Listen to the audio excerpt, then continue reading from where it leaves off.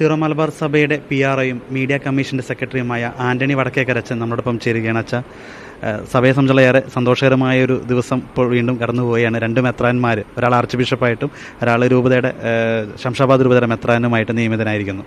എങ്ങനെയാണ് സഭയുടെ രണ്ട് അമൂല്യ രത്നങ്ങൾ, സീറോ മലബാർ സഭയുടെ കിരീടത്തിലെ രണ്ട് മുത്തുകളാണ്. തീർച്ചയായും ചങ്ങനാശ്ശേരി അതിരൂപതയുടെ മെത്രാപ്പോലീത്തായി നിയുക്തനായിരിക്കുന്ന അഭിവന്യമാർ തോമസ് തറയിൽ പിതാവ്, അതുപോലെ തന്നെ ശംഷാബാദ് രൂപതയുടെ മെത്രാനായി നിയോഗിക്കപ്പെട്ടിരിക്കുന്ന അഭിവന്യ പ്രിൻസ് ആന്റണി പനയങ്ങാടൻ പിതാവും.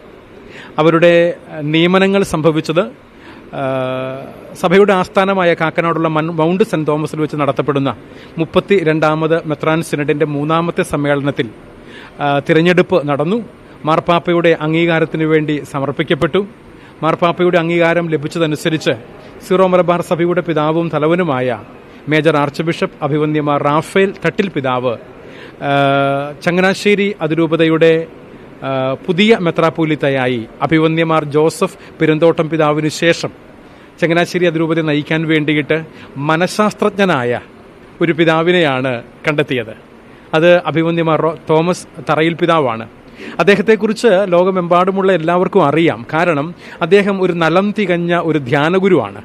അതോടൊപ്പം തന്നെ മികച്ച വാഗ്മിയാണ്, നന്നായി ക്ലാസുകൾ എടുക്കുന്ന, അതോടൊപ്പം തന്നെ എല്ലാവരോടും വളരെ സ്നേഹത്തോടുകൂടെ സൗഹാർദ്ദത്തോടുകൂടെ ഇടപഴകുന്ന ഒരു മനഃശാസ്ത്രജ്ഞൻ എന്ന രീതിയിൽ അനേകം ശിഷ്യ സമ്പത്തുള്ള പിതാവാണ് അഭിവന്യമാർ തോമസ് തറയിൽ പിതാവ്.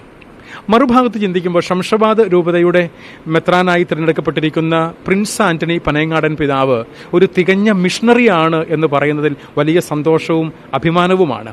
ഒരു മിഷൻ രൂപതയായ അദിലാബാദ് രൂപതയെ വളരെ മനോഹരമായി നാളിതുവരെ സ്തുത്യർഹമായി നയിച്ച അഭിവന്യ പ്രിൻസ് ആന്റണി പനയങ്ങാടൻ പിതാവിനെ മേജർ ആർച്ച് ബിഷപ്പായി തിരഞ്ഞെടുക്കപ്പെട്ട റാഫേൽ തട്ടിൽ പിതാവ് നയിച്ചുകൊണ്ടിരുന്ന ശംഷാബാദ് രൂപതയെ നയിക്കാൻ വേണ്ടിയിട്ടാണ് നിയോഗിച്ചിരിക്കുന്നത്. അവിടെയാണ് നാളിതുവരെയും തട്ടിൽ പിതാവ് മേജർ ആർച്ച് ബിഷപ്പായി തിരഞ്ഞെടുക്കപ്പെട്ടതിനു ശേഷം അഭിവന്യമാർ ജോസഫ് കൊല്ലംപറമ്പിൽ പിതാവായിരുന്നു അഡ്മിനിസ്ട്രേറ്ററായിട്ട് ശംഷാബാദ് രൂപതയെ നയിച്ചുകൊണ്ടിരുന്നത്. തോമസ് പാടിയത്ത് പിതാവ് അവിടെ സഹായമെത്രാനായുണ്ട്. അവർ രണ്ടുപേരും തുടരുന്നു. അതോടൊപ്പമാണ് ആ രൂപതയുടെ മെത്രാനായി അഭിവന്യമാർ പ്രിൻസ് ആന്റണി പനയങ്ങാടൻ പിതാവ് തിരഞ്ഞെടുക്കപ്പെട്ടിരിക്കുന്നത്. അദ്ദേഹം തൃശൂർ അതിരൂപതക്കാരനാണ് എന്ന്, തൃശൂർ അതിരൂപത അരിമ്പൂർ എന്ന ഇടവകയിൽ നിന്നാണ് എന്ന് എല്ലാവർക്കും അറിയാം. അതോടൊപ്പം തന്നെ അദ്ദേഹത്തെക്കുറിച്ച് ഞാൻ പറയേണ്ടുന്ന ഒരു കാര്യം എന്താണെന്ന് വെച്ചാൽ, അദ്ദേഹം ഒരു ബൈബിൾ പണ്ഡിതനാണ്. അദ്ദേഹം ബൈബിൾ വിജ്ഞാനീയത്തിൽ ഡോക്ടറേറ്റ് നേടി. അതിനുശേഷം അദ്ദേഹം തൻ്റെ മിഷൻ ആസ്പിരേഷൻ വളരെ ഭംഗിയായി മനോഹരമായി അദിലാബാദ് രൂപതയുടെ മെത്രാൻ എന്ന രീതിയിൽ നാളിതുവരെയും നിർവഹിച്ച് പോരുകയായിരുന്നു. അദ്ദേഹത്തിൻ്റെ സേവനം ഇനി സീറോ മലബാർ സഭയിൽ ഉൾപ്പെടാത്ത ഇന്ത്യയിലുള്ള മറ്റെല്ലാ പ്രദേശങ്ങളും ഉൾക്കൊള്ളുന്ന രൂപത എന്ന നിലയിൽ, ഒരുപക്ഷെ സീറോ മലബാർ സഭയിൽ ഏറ്റവും വലിയ രൂപത എന്ന് നമ്മൾ പറയേണ്ടി വരും ശംഷാബാദ് രൂപതയെ. ആ ശംഷാബാദ് രൂപതയെ നയിക്കാൻ വേണ്ടിയിട്ടാണ് മറ്റ് രണ്ട് പിതാക്കന്മാരായ ജോസഫ് കൊല്ലംപറമ്പിൽ പിതാവിനോടും തോമസ് പാടിയത്ത് പിതാവിനോടും ഒപ്പം അഭിവന്യ പ്രിൻസ് ആന്റണി പനയങ്ങാടൻ പിതാവായി നിയോഗിക്കപ്പെട്ടിരിക്കുന്നത്. രണ്ടുപേരുടെയും നിയമനങ്ങളാണ് ഇവിടെ വെച്ച് നടത്തപ്പെട്ടത്.